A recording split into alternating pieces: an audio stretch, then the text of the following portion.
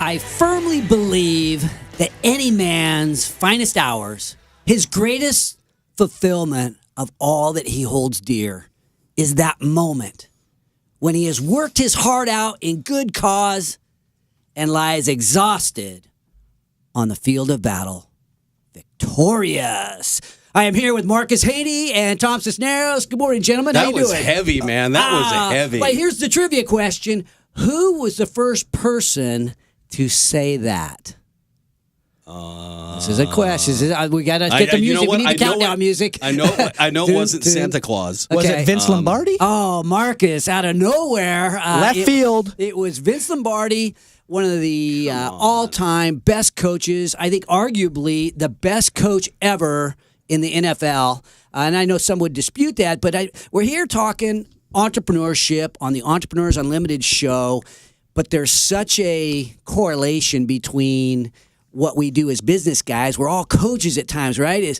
As in business, we do a little coaching. You guys are fathers. You have to act as a coach a little bit, as a dad. Now, as fathers and independent business guys, what do you think the most important part of coaching is? Where did you develop your coaching philosophies, Tom and Marcus? I'd have to, I'm going to start off here because I've just got this on the top of my head. My dad, clearly, from day one, your dad is constantly coaching you and molding you into being the person he wants you to be. Sorry, Pop. But in all reality, it's not always. It sounds like it's not always who you want to be. No. Your dad got smarter as he got older, didn't he? Oh my gosh, yes. Yeah, I've apologized to him a million times, but in all reality, I mean, you tie in sports and business. And I think that there definitely is a correlation there because some of the greatest lessons I've learned in life were from a football coach, my ski racing coaches, and I'm trying to think off the top of my head. My football coach used to say to me, "Stop falling down. You're making me nervous." I'm not too sure if I learned a lot from that, but I stopped. How about you, Marcus? Well, I was fortunate enough to have you coach me a lot of my life in football, baseball. But yeah, exactly, right? But one coach who I'd have to call out and say was a fantastic influence on me was Eric Vorbeck.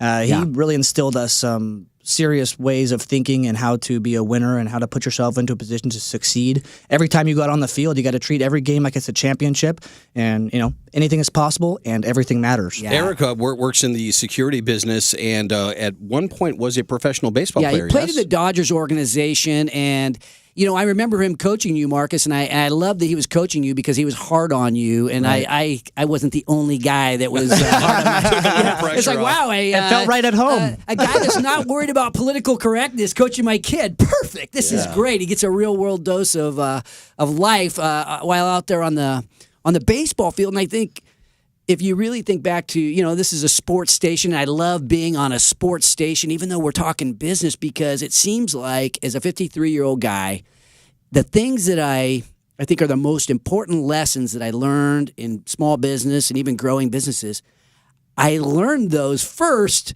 on the football field or on the basketball court or on the baseball field. It all repeats itself. And so, we spend a lot of time talking about sports because it's so correlated with business and with winning. And but you can learn from your coaches, but sometimes there's places that you can learn besides the coach, besides the boss, right? You can learn from your customer. You can learn from a supplier. You can learn, I don't know if I ever told you guys a story. Again, I've told you guys a lot of stories on this show. Here comes another one about my yes-if philosophy, right? And where I learned that, if you walk into my office, you go up the stairs, and there's dry erase boards. How many square feet of dry erase board space do I have on the walls of my office? Hundreds. It's like a lot of dry erase board space. And above the biggest dry erase board wall, basically painted wall, dry erase board, there's a sign that says, yes, if, ... And it's anything is possible, like Marcus was saying, yes, if you do enough of the little things to make it all happen, it is possible. And I learned that in a strange way. I had never heard that phrase before, and I was on the biggest sales meeting of my life. This was a $100 million plus deal. It meant everything. And so we had me and my brother were on one side of the table. We had this president of a $35 billion company and his advisors at the table, and we were talking about a deal, right? And this was going to be a big deal. And he said, you know what, I'm going to have to take this deal to my board. And my board is kind of a no because kind of board, Mark. You know what I mean? And I'm like, no, I don't know what you mean. He's like, well, I've learned a lot in business over, in building this $35 billion company. And the one thing I've learned is that some people are no because guys and other people are yes if guys. And you know who I learned that from, Mark? I learned that from Lou Holtz. And I'm like, Lou Holtz, shoot, I had just read the book, Wins, Losses, and Lessons by Lou Holtz. And so Lou Holtz was a coach of Notre Dame, and he also coached a number of other college teams, but he's a legendary coach. And Lou had come out to their offices to talk to his management team and had spoke about how to win and his yes-if philosophy. And so the CEO on the other side of the table is kind of explaining this to me, Mark. I'm going to have to take this to my no because board.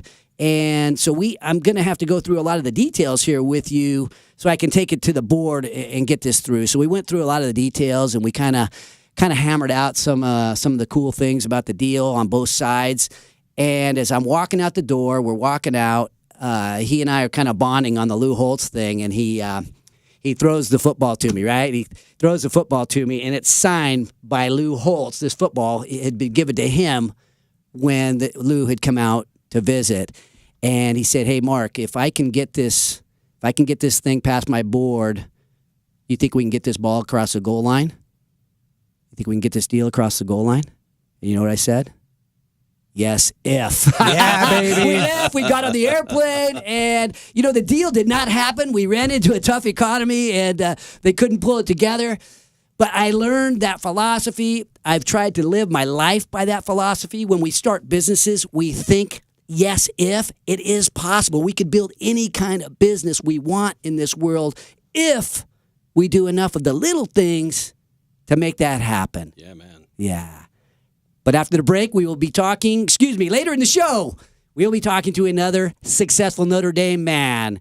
You are going to want to stick around to hear the John Bedrosic story. John successfully launched software provider Meridian Systems and created a handsome 7-figure exit. We've also been getting coached up on his current venture. Right. Yeah, Homezada. But later in the show, or first coming up, we're going to be talking with David Garrison, the man behind the production of the new play in town, Lombardi. We all know Lombardi as a winning football coach, but get ready to go beyond the gridiron and better understand Vince Lombardi, the man. Join the conversation on Facebook Live. This is Entrepreneurs Unlimited, broadcasting from Sports 1140, streaming live podcast, and YouTube at HaneyBiz.com. Welcome back, and we are here with David Garrison. He is the founder and CEO of the Alternative Arts Collection and the producer of Sacramento's newest, hottest play, Lombardi. That's right. How you doing, David? I'm doing good. So, tell us about TAAC. Tell us about your business. We were founded in 2009, and there were about 5 members that brought it together. We wanted to create more immersive, innovative theater in Sacramento. Immersive. Now, that's I'm a C student. Now, can you break that down for me? Theater is one of those. How much time do we have? The theater is such a hard thing. There's a lot of people that. This is going to be a weird open, but there's a lot of people that don't enjoy theater. Because it's a tough ticket to sell.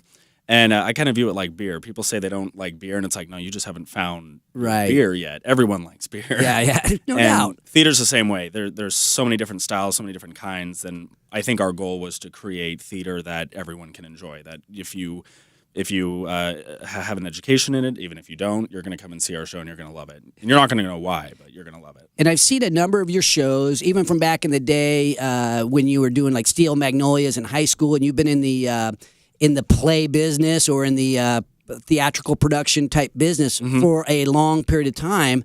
But your newest production is quite a departure from some of the other stuff I've seen. Yeah. It's called Lombardi. Yes. Tell us about that play. Well, it's about Vincent Lombardi, who I'm assuming all of your listeners are aware of. Just a phenomenal football coach and coached the Green Bay Packers in the 60s. And it's just, I read the script when it first came out. I think it was like 2009. And I read it because my family, big Packers fans. Everybody's a Packers fan in your family. I love your family. Yeah, well, and except for that part. No, I'm kidding. The colors go well together, too. Yes, the green they and do. the yellow. I yeah, love it. no doubt. So I had always known Vincent Lombardi because of that, because of my family. So suddenly this play came out about him, and I was like, oh, cool, a medium that I can now connect with this guy. Yeah. And I read the script, and it just blew my mind. And all these quotes that I had heard many times, I didn't realize it was him. And it was just very inspiring, and I'd always wanted to stage it. We finally got to a point where we could. What did you learn about Lombardi that you didn't already know? How flawed he is. And I think that was the most, when you talk about someone who cares so much about success and winning and perfection and practice and how important those elements are, to have it come from someone who is so flawed himself, I think should be inspiring to people who maybe struggle with success. It can come from anywhere. And so a man like that with, a lot of demons and stuff, to be able to pull off what he did, I think is just incredible. I went and saw the production, and I thoroughly enjoyed it. Now, partly because I'm a football guy. I like football. I like sports. Right. I like coaching. I'm drawn to that kind of stuff. But, yeah, this really was a story of it was the imperfect man, right? And it's the drama behind that. Right. It's not the X's and O's. It's very different. They're there, but it's not the focus. Yeah. Now, tell us about putting the play together. What did you have to do in order to bring this thing together? It's surprisingly a complicated piece. You wouldn't think it would be. It's actually relatively short for a theater piece, but there's a lot of they're kind of vignettes is how the show is broken down, as you get to see these vignettes of his life and meet these different characters, and it's all framed by a reporter who's trying to get a good story on him. And so you're kind of seeing the show through the reporter's eyes, and you're meeting all these people, and you're getting these fragments of his life. And I think the biggest challenge was wanting to make that flow for the audience. You want those transitions to be smooth. You want the energy and the pace to be there, and you just want it to be exciting. And so I think that was probably the most challenging part, was how do we make this flow? It's not written like a traditional play. So I think it was executed brilliantly by Dean Schellenberger, who we brought in to direct it. He did such a good job. And then the cast themselves. I mean, you saw it. Mm-hmm. The guy that plays Vince is just... Oh, he was great. He's so good. Powerful. Very powerful. And what I love best about his performance is he very easily could have gone in there and been this caricature. He could have been the cartoon version of this Vince was loud. He was a loud guy. He was a big guy. And this actor could have gone in there and just been outrageous. But instead, he humanized this man and made it very... immersive, I think, for the audience. I definitely realized after watching it that his relationship with his wife was kind of unique. Yes, even his relationship with his kids might have been almost non-existent in the play. And as I did a little bit more research, I realized that maybe that's just how he was. Yeah, I think he was guarded. He was guarded. And even with his wife, although they had an understanding. They had a very intimate understanding, and they also had this thing where they would lock pinkies, and it would kind of be this nonverbal thing. And I love that. I love their relationship. He can be a little mean to her sometimes, but what I love is she doesn't take it. She just fights right back. What do you think about, personally, just his coaching style, right? He's this hard-charging, high expectation, a strive for perfection type of guy, but yet in his personal life, he's a hard charger, but he's not that perfect. Yeah. What do you think about that contrast in terms of just success and building something? I think that he cares about winning and he cares about perfection, but winning is not the ultimate goal for Vince Lombardi. It is the process of winning, and it's the journey of winning that is most important. I mean, he's got a great quote that he says, winning isn't everything, but making the effort to is. And there's a part at the beginning of the show where someone is congratulating him for a win. He's like, no, that's not how I want to win. Today wasn't the right way to win. So I love that about him. I think his philosophy is you need to work hard, you need to be committed, you need to practice. I think that's a huge thing. It's the repetition of practice, and you need to be dedicated to what it is you're doing. So trying to attain a win is really what it comes down to. And if you don't win, that's fine. And in building your business, right? You're building this production business. winning is a part of that. What does winning look like for you in the production business? That's a really good question, because how do you measure success in a business that isn't exactly making millions? And the way that I measure success is if we're getting people coming to see these shows, and we're getting people that are sending us messages or talking to the cast and they're affected, and we're sharing these stories that maybe aren't going to normally be told. I think that's how you measure success. And when you get return auditioners, you get return audience members, and you get people talking about a company, that's how I measure it, and that's how I like it. What are the biggest challenges you've had in building what you've got going so far? We've had our fair share of challenges. I started the company when I was 19. Yeah. So I've grown into this. You're now 27, 26? Yeah, it doesn't matter. 28? What, you don't share your age? It doesn't. Well, I think my hairline says it. But I've grown as a person with this company. I've always had this company. And we've definitely seen some challenges, and probably part of it is me growing as a human being. Other challenges are, we famously had a fire 3 years ago. Yeah, I remember lost that. our space, and Wow. still somehow was able to survive. And I think that's a testament to our audiences and to the commitment of our audiences. And who stood by you during these tough times, like the fire and that kind of thing? That's just, that brought you guys down to your knees practically. It did, and we still managed to continue our production the very next day, and that's because we have a phenomenal board of directors who came in, took every single costume that had smoke damage, got it cleaned up for like $2,000. They turned our workshop into a makeshift dressing room, and it was a phenomenal experience. And that night sold out. We sold out that show, and everyone was. It was a very. That's the cool thing about theater. That's the cool thing about sports and football, is that there's this camaraderie, and there's this community, and I think that it's very rewarding. What did you feel like when you looked around on that day and everybody is there supporting you after the fire that next day? What did that feel like? It felt. I'm gonna get all emotional on this this show. It felt like success. It felt like that was success. To be able to be like all the worst things that possibly could have happened to this organization and to this company and to us as a business did last night. And here we are producing what we do. Here's our product that we've been doing for the last 4 years, and we're going to do it better than we've ever done it. I think that's what I felt.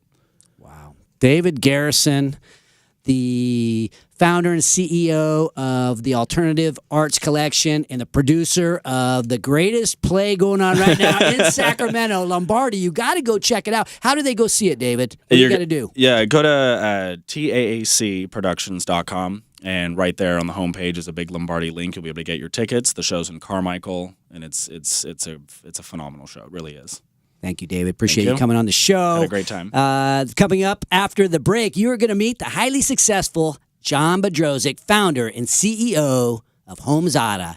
Join the conversation on Facebook Live. This is Entrepreneurs Unlimited, broadcasting from Sports 1140 KHTK, streaming live, podcast, and YouTube at haneybiz.com. We're having our first show of our 1 year, and, we were told to step up, the game here at KHTK. The show's got to improve, Mark. So what we did is we went out, we searched all over Sacramento, and guess who we found? Mr. John Bedrosiak, the founder and CEO of HomeZada. He's joining us this morning. How you doing today, John? I'm doing fantastic, Mark. This is awesome. Glad to have you on the show finally. But now you have had some huge success with the software company Meridian. You had a big 8-figure exit, and now you've launched into the new HomeZada.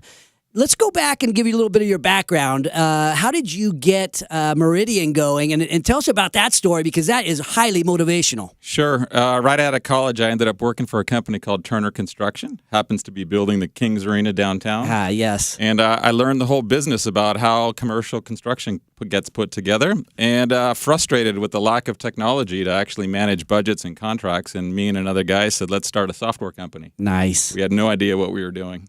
And the rest is it. Well, then somewhere you must have figured something out.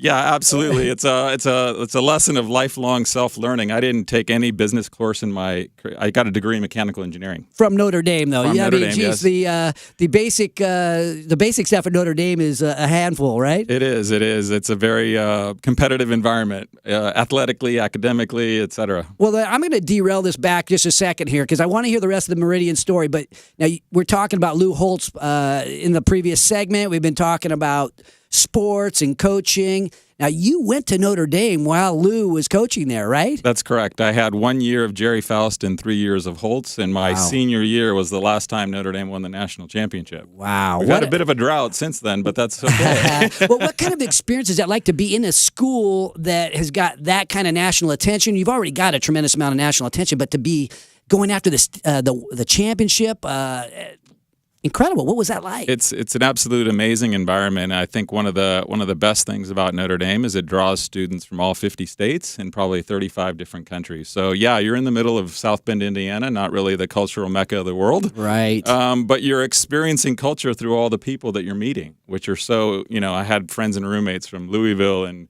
South Carolina and Philadelphia and Columbia. Oh, that's great. And basically 99% of the student body attends every single game.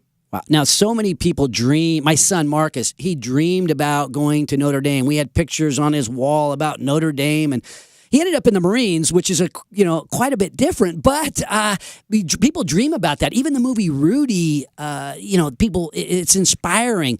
What caused you to go to Notre Dame? Rejection from Cal and UCLA. It was not your first choice. Oh no! I had every intention of going to either Cal or UCLA. I applied to Notre Dame just to see if I could get in. Oh man, how does that happen? It's your fallback position. It's everybody else's dream. Well, it was my dream. Okay, but I didn't think I could actually get in. Oh. And then I ended up getting rejected by Cal and UCLA, and my other school was Santa Clara, and so I had to choose between Santa Clara and Notre Dame, and I decided to go to Notre Dame. And this was pre-internet. I had never visited the campus. The whole thing about kids going to visit campuses, this was just like, I'm a California kid, I'm just going to go to South Bend, Indiana. Sight unseen. Now, the movie Rudy Rudiger inspired all of us to better understand Notre Dame and the traditions and how attractive that all that is. What is the Rudy movie? Is that inspiration for you, or is that just some other movie? Oh, absolutely. It's inspirational to me. I mean, the whole process about, the story about how Rudy persevered and said, this is my goal and I'm going to keep getting rejected. I remember watching all those rejection letters that he kept getting when he was trying to get into the school in the first place, right? And the struggles that he had academically and trying to get on the walk-on program. And that's just a whole other story in and of itself, the walk-on program at Notre Dame. And it's absolutely inspirational. And I've taken lots of people to Notre Dame for Notre Dame games who've never been. And just walking the game on game day is a very inspirational event. I look forward to becoming better friends with you, John. That does sound like a good time. And but let's go back to Meridian. Okay, let's get back to business for a second. You got me hooked on the Notre Dame stuff and football and all that. Yeah. Okay, you don't know what you're doing at Turner. Well, you got a software program you built at Turner Construction, and now you're going to launch a business, but you've never done that before. Walk us through what that felt like. Sure. It was my role at Turner. I was building high rises in downtown LA and film storage studios, and it was like, how do all these budgets and contracts and this sort of orchestra of subcontractors all come together? And it was really no software system to manage that. So I met another guy, and he wanted to develop a software program, and he basically came to me and said, you understand big company process, you understand how all this works. I'm a really avid software developer. Let's start a company. Oh, perfect. And the deal was, he's like, I'll write the software, you sell it and market it. And I said yes, not knowing really what I was saying yes to. He built the first version, and I'm like, shit, yes, I gotta quit my job and actually start selling.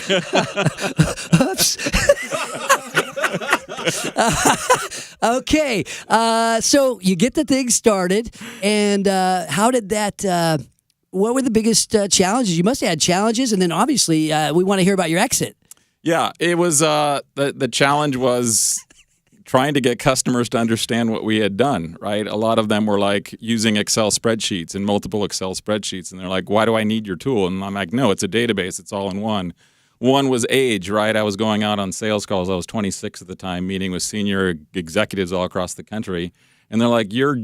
What do you know about software and business? Why should I even buy software from you? And I think that was sort of a initial hurdle. And then, we ended up listening to customers, selling to customers. We ended up closing Turner as a corporate-wide deal, as a multi-million-dollar deal 5 years later. We bootstrapped the company, credit card debt, personal savings. Oh, my gosh. I moved back to Sacramento, lived with mom and dad when I was 27 years old, and that put a dent in my social life. Yeah, what did that do to your social life? Because mom and dad sometimes aren't as tolerant of certain type, especially you're a Catholic boy going to Notre Dame and Jesuit and all that. Now the chicks thought I was a loser, right? You live at home, I hate it when that happens. And then we ended up raising venture funding. We raised $13 million from a venture company in Silicon Valley. We grew it into a global business. It ended up being 250 employees. Ended up selling it to a public company in 2006. Stayed 4 years after we sold, and just had a fantastic experience. Was that a life-changing experience when you exited the company? It was definitely life-changing, but it wasn't. A lot of people, entrepreneurs, are like working for that exit. To me, it was like, okay, the exit was just another part of the journey, right? To me, I still had passion for continuing to grow the business. I didn't have to stay when the company acquired us. I wanted to stay because the mission wasn't done. I felt like we could still grow the business even more beyond what we did. And I look back at that experience, and I think the most gratifying part is, we created a product that created value. Our customers, contractors, Turner, they all saved money on projects. We created 250 direct jobs and probably 5,000 indirect jobs. Wow. So it was just a gratifying experience. And what would you say to the people that helped you build that successful company? It was all because of them. My mission is hire people smarter than me. Right. It was, I had an idea with the other guy, but it was like, okay, I got to hire good marketing people and salespeople and finance people and professional services. And these are all disciplines that I don't understand. So I need to hire a lot of smart people and then sort of let them go. That must have been very difficult. I mean, you're a Notre Dame graduate. How do you find people smarter than you? I went to Oakmont High School, C student. It's easy for me to do that. But how do you do that? It's pretty easy. Remember, I got rejected. Okay. Maybe I wasn't the smartest guy at Notre Dame. I could find tons of people smarter than me. That's no problem. It's just I call it a functional discipline. I mean, I might have had a mechanical engineering degree and sort of understood how to break down large, complex problems, but I didn't understand sales. I didn't understand finance. I didn't understand professional services, right? And so it's realizing what you don't understand and building a team. It's that whole sports analogy. Put people on the right seat in the bus. Another one of my analogies is getting 8 people in the boat to row in the same cadence and the same direction. Big thing. Yeah, teamwork. Yeah. Now, how is that experience translated over to the launch of HomeZada, which is really not a startup, but it's a high flyer, right? It's in the growth mode. Yeah, absolutely. So HomeZada started about 2 years after we had sold to Trimble. Actually, I worked with my wife for 15 years. Elizabeth. Yeah, Elizabeth. She's the inspiration behind HomeZada. And we realized that we were passionate about entrepreneurship. We were passionate about trying to find a market problem and can we build a product and meet that problem and develop customers. And working for a big corporate company and public company was a great experience, but our passion was more entrepreneurship. And she's the one who said, you know what, your house is your largest financial asset, and where's all the data about your house? And you end up losing money because you're underinsured or you forget to do all these maintenance tasks. And she was like, what? Our system can manage the Dallas Cowboys Stadium online, and we can't even manage our own house. So the problem really is people being disorganized about the way they manage their assets. Absolutely, yeah. And so she was the inspiration behind it, and then we got to that point where we said, you know what, it's time to leave. The company that bought us was called Trimble, and we decided let's leave and let's start another software company. Okay, we will be back in just a minute. This is Entrepreneurs Unlimited on Facebook Live, broadcasting from Sports 1140, KHTK, streaming live podcast on YouTube at HaneyBiz.com. We are back with John Bedrosic, the founder and CEO of HomeZada. John, we've been talking about your career this far, right? You've built this big company and ended up selling it, had a great liquidity event, and now you've relaunched it. You couldn't shake the entrepreneurial bug, which is I have heard that that little stuff is infectious. So anyway, tell us more about HomeZada and launching that. Have you had to get funding, and what have you done to get that growth going? Sure. So we position HomeZada as a digital home management platform, both online and mobile, and it's really trying to empower homeowners to save money, improve the value, and get better organized around what for most homeowners in America is their largest financial asset. And we decided in terms of funding the business, we were going to put our own personal capital into this business to essentially build out the platform. Right. But we no credit cards involved in that one, though. No credit card. Yeah, not this time. Not this time, yes. But we also know that the market opportunity is huge, meaning we know that this business needs outside funding, right? So just as an example, there's 120 million homeowners in the U.S., right? If I spent $1 on Google Ads for each one, I'd need $120 million in marketing to get each one.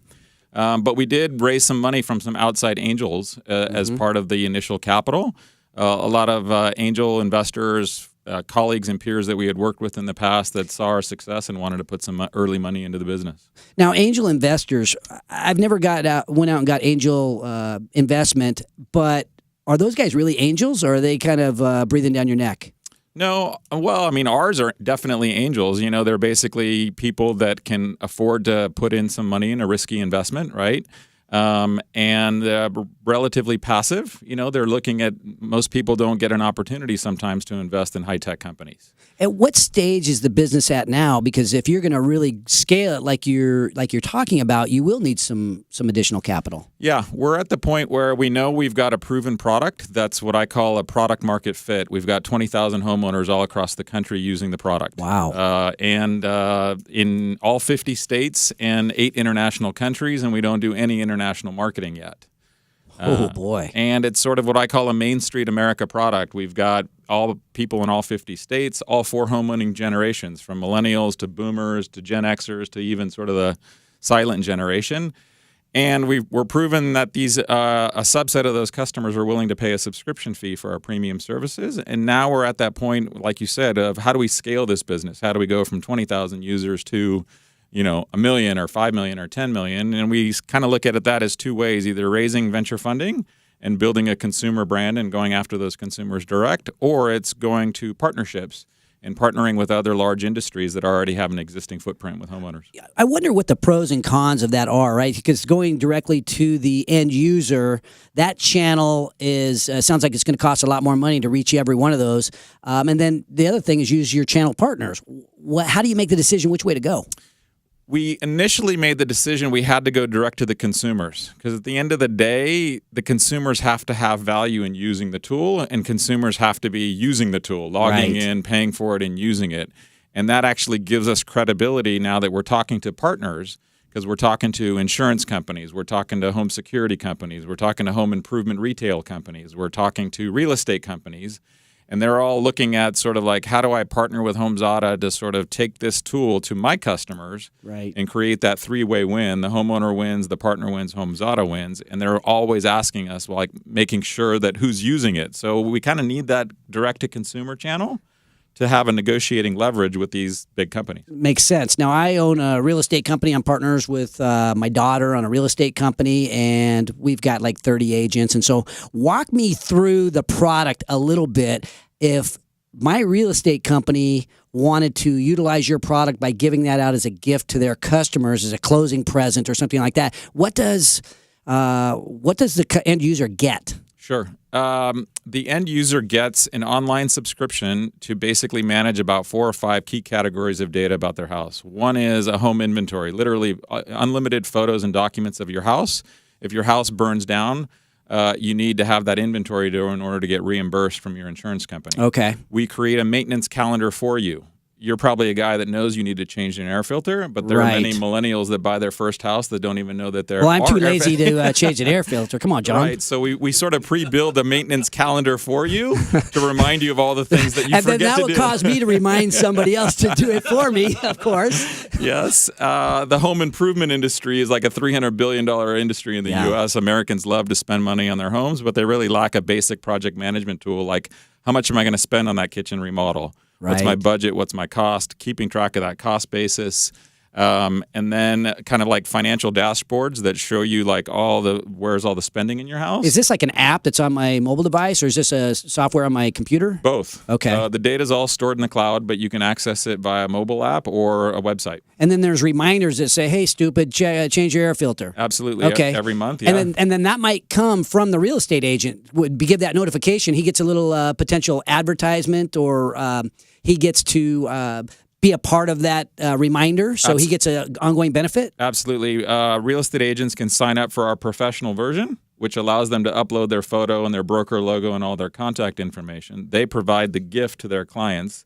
then when the homeowner's logging in every month to kind of get those reminders, they get the photo and the logo of their real estate agent.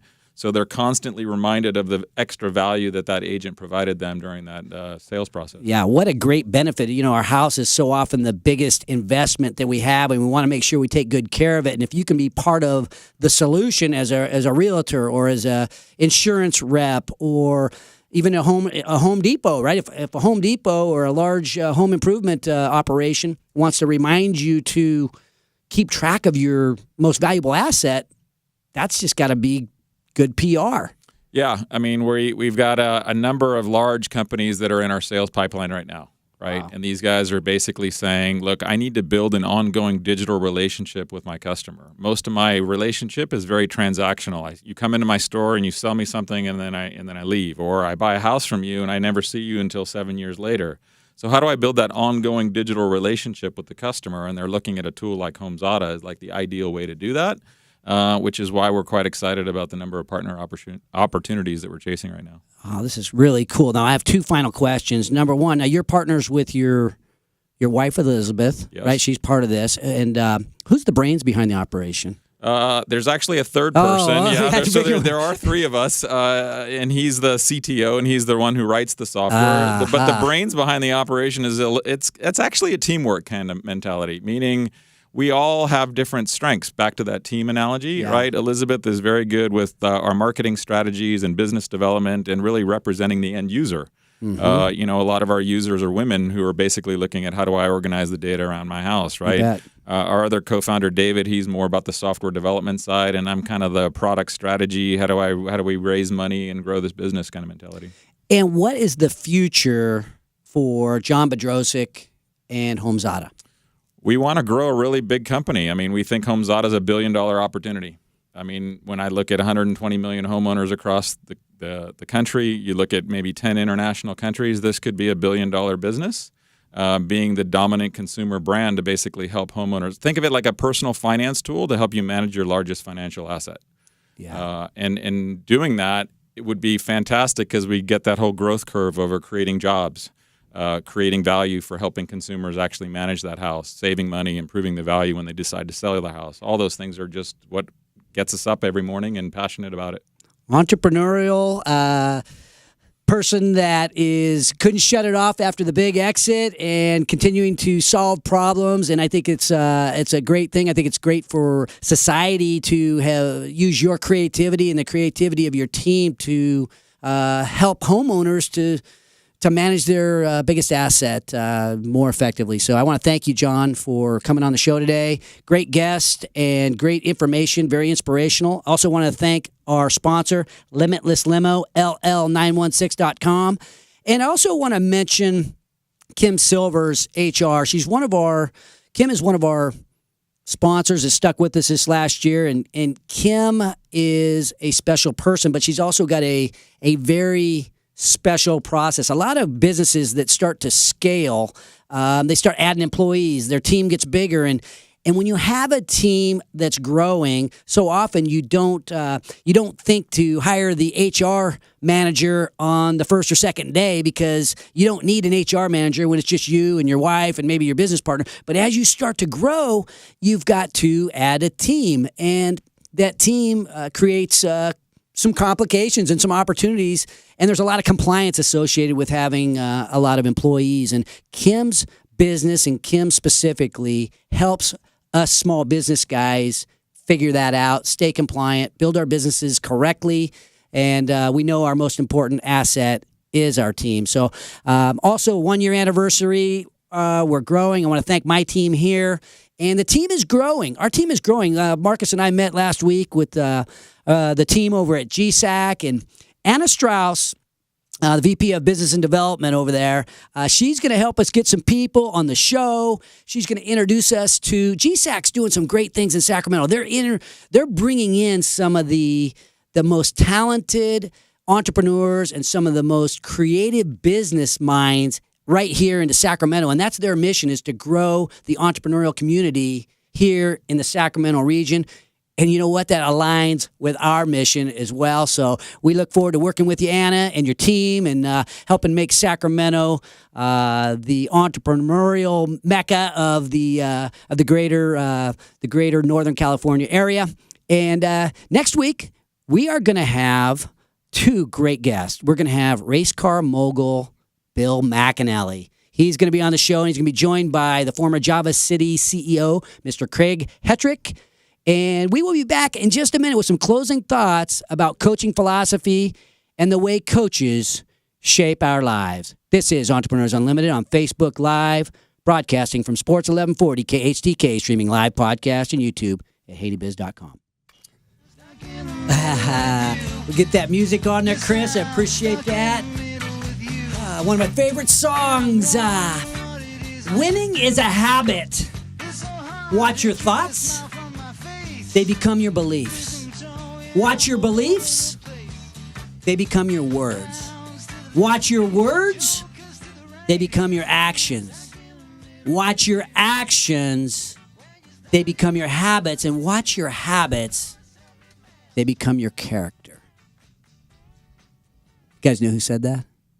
Man, I'm going to go with Coach Haney on that. Absolutely. This is Vince Lombardi who said that. And, you know, today we've been talking about Vince Lombardi. We've been talking about coaches and talking about how coaches are so influential in our lives. And what we learn, even as children or in high school or college, on the athletic field, it transfers into building businesses. It's so similar. And I had the Stuck in the Middle song come on. You notice that, did you, Tom? What's the significance of that? The Stuck in the Middle song is really a song that reminds me of the guy that probably was my inspiration behind going into coaching, and his name is John Wallace.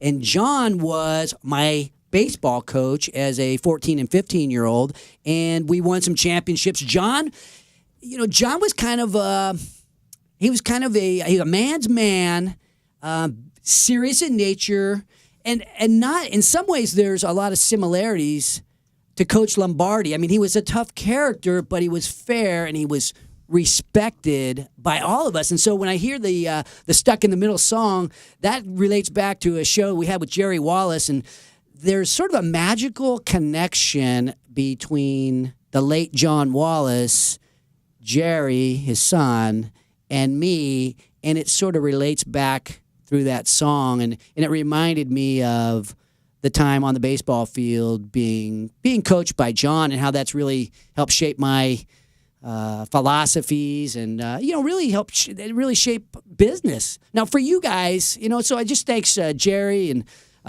for being a good friend. But I mean, I'm back here with Marcus Haney and Tom Cisneros. You guys played a lot of sports.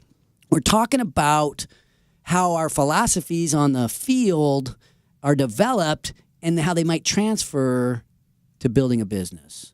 Thoughts, gentlemen?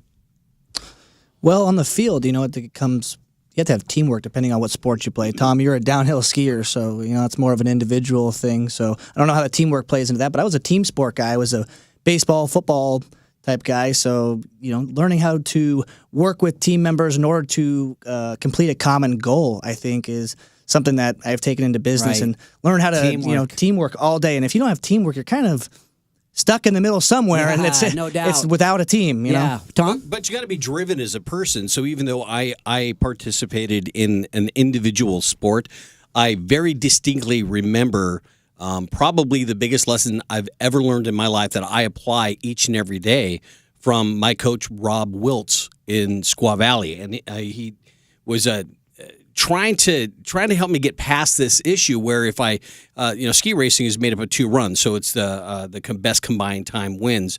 And, if you make a mistake earlier in a run, it might affect your head. It might affect your thinking. And I found myself kind of falling apart after I made a mistake. And he grabbed me and he goes, "Look, man, just you're doing it right. You're the practice and everything, but you got to make the next turn the best turn you've ever made."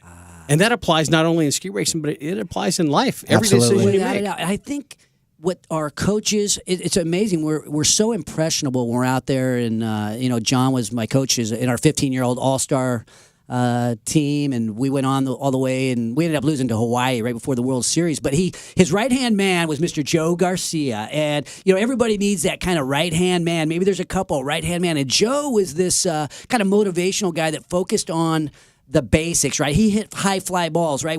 Where nobody's going to hit a high fly ball that high, Joe. Well, Joe could launch the ball with the big fungo bat, and we got better, and it was these routines that we learned in practice that really allowed us to win the state championship and move on. But so often we forget about those coaches, and the number 2 is so important in many cases, and it's not always the number 1 entrepreneur that should get all the credit. Sometimes it's the number 2 that comes in and plays a key role. So true. Yeah. So as we kind of close out today's show, I think of the song "Stuck in the Middle with You," and we all started off with nothing, and you're proud that you're a self-made man, right? That's a little part of "Stuck in the Middle with You," and the song really reminds me of our old friend and our coach Wallace.